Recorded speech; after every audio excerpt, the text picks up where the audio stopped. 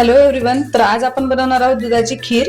त्यासाठी मी घेतले दूध, जवळपास अर्धा लिटर घेतले दूध आणि ते छान कमी फ्लेमवर उकळायला ठेवले. त्याला असं 2 ते 3 वेळेस छान आपण उकळू देऊया. एक छान उकळी झाल्यानंतर आपण त्यामध्ये साखर टाकून घेऊया. मी इथे जवळपास 8 ते 10 मोठे चमचे साखर घेतली. तुम्हाला जेवढी हवी तेवढी तुम्ही घ्या आणि त्याला आपण हलवून घेऊया. कमी फ्लेमवर ह्याला छान असंच उकळू द्यायचं आणि साखर पण विरघळते. आपण 10 ते 15 मिनिट छान असं उकळून घेऊया. अशा प्रकारे छान दूध उकळतंय. ह्याला सारखं सारखं असं पळीच्या साह्याने हलवून घ्यायचं.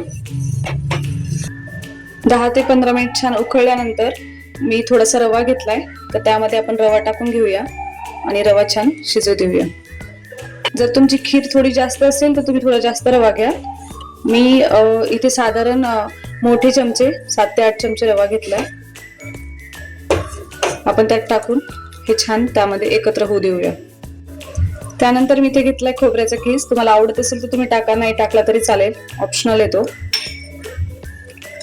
आणि त्यानंतर मी घेतले ड्रायफ्रुट्स बारीक करून, तर ते टाकून घेते, काजू आणि बदामचे. आणि हे सगळं एकत्र करून ह्याला छान उकळवू देते. सगळीकडे असं एकत्र करून घेतल्यानंतर आपण 10 ते 15 मिनिट कमी फ्लेमवर छान उकळू देऊया. हे खीर आपली अशी उकळी आली की परत त्याला चमच्याच्या साह्याने असे हलवून घ्यायचे आणि छान उकळू द्यायचे याला. अशा प्रकारे छान उकळून घेतल्यानंतर तुम्ही गॅस बंद करून घ्या आणि ही थोडीशी थंड व्हायला ठेवा. तुम्ही पाहू शकता किती छान प्रकारे आपल्या हे रवा टाकून घातलेली दुधाची खीर तयार झाली आहे. तर तुम्हाला आवडली असेल तर एकदा नक्कीच ट्राय करा आणि मला कमेंट मध्ये सांगा की कशी लागली. खूप छान टेस्ट होते. एकदा नक्कीच ट्राय करा. थँक्यू.